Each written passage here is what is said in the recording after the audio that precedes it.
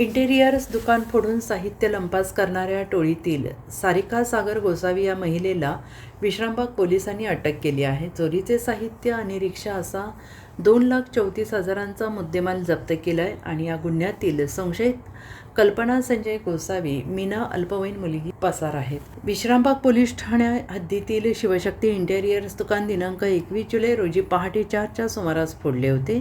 चोरट्या महिलांच्या टोळीने ही चोरी केल्याचे CCTV कॅमेऱ्यात स्पष्ट झाले होते आणि या टोळीने ॲल्युमिनियम ट्रॅकचे 23 नग, स्टेनलेस स्टील पट्टीचे 20 नग, ॲल्युमिनियम पट्टीचे 5 नग असे सुमारे लाखाचे साहित्य लंपास केले होते आणि याबाबत राहुल शर्मा यांनी विश्रामबाग पोलीस ठाण्यात फिर्याद दिली होती. पोलीस निरीक्षक सुधीर भालेराव, सहाय्यक निरीक्षक निलेश बागाव यांनी गुन्हे प्रगटीकरण शाखेला तपासाबाबत सूचना दिल्या होत्या. सहाय्यक फौजदार दिनेश माने, योगेश पाटील, गणेश बामणे यांना तपासात सारिका गोसावी हिची माहिती मिळाली. त्यानुसार तिला ताब्यात घेऊन चौकशी केली तेव्हा तिने चोरीची कबुली दिली. तिच्याकडून चोरीचे साहित्य आणि गुन्ह्यात वापरलेली रिक्षा असा 2,34,000 रुपयांचा मुद्देमाल जप्त केला. टोळीतील पसार तिघींचा शोध सुरू आहे.